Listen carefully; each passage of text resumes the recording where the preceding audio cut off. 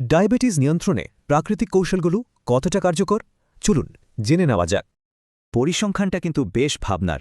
ডব্লিউএইচওর মতে বাংলাদেশে প্রতি ১০ জন প্রাপ্তবয়স্কের মধ্যে একজন ডায়াবেটিসে আক্রান্ত। তবে শুরুতেই একটা কথা পরিষ্কার করে নেওয়া ভালো, এগুলো চিকিৎসার পরিপূরক, বিকল্প কিন্তু নয়। সাধারণত দুই ধরনের ডায়াবেটিস দেখা যায়। টাইপ 1 একটি অটো ইমিউন কন্ডিশন, আর টাইপ 2 হল ইনসুলিন রেজিস্ট্যান্সের ফল। প্রথমেই আসি খাদ্যাভ্যাসের কথায়। ডব্লিউএইচওর মতে এটাই ব্যবস্থাপনার মূল ভিত্তি। দেখুন, কিছু খাবার রক্তে গ্লুকোজের মাত্রা দ্রুত বাড়িয়ে দেয়, আবার কিছু খাবার তা স্থিতিশীল রাখে। এই স্থিতিশীলতার পেছনে মূল ভূমিকা রাখে ডায়েটারি ফাইবার। এটা গ্লুকোজ শোষণকে ধীর করে দেয়। যেমন ধরুন ডাল, শিম, ওটস বা নানা রকম শাকসবজি, এগুলো ফাইবারের খুব ভালো উৎস। এবার খাদ্যাভ্যাসের সাথে যোগ করা যায় এমন ৩টি প্রাকৃতিক উপাদানের কথা বলা যাক। প্রথমে আসি করলার কথায়। এর কিছু উপাদান ইনসুলিনের মতোই কাজ করে, রক্ত থেকে গ্লুকোজ কমাতে পারে। করলা জুস করে রান্নায় দিয়ে বা এর গুঁড়ো বানিয়েও খাওয়া যায়।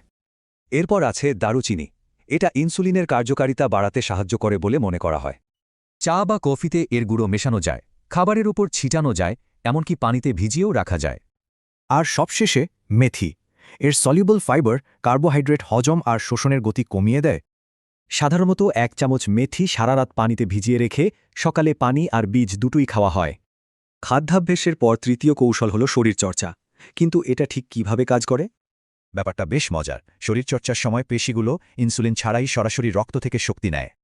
হুয়ের পরামর্শ হল সপ্তাহে অন্তত ১৫০ মিনিট মাঝারি মাপের ব্যায়াম করা, যেমন দ্রুত হাঁটা।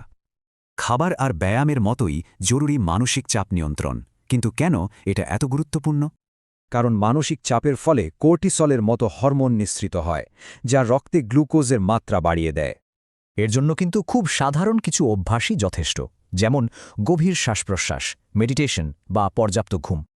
আসল কথা হল এই সবগুলো কৌশল একসাথে চিকিৎসকের পরামর্শ মেনে চললেই সবচেয়ে ভালো ফল পাওয়া যায়। সবসময় মনে রাখতে হবে, এগুলো চিকিৎসার সহায়ক, বিকল্প নয়। এবার ভাবার পালা, আজ থেকেই কোন ছোট পরিবর্তনটা শুরু করা যায়।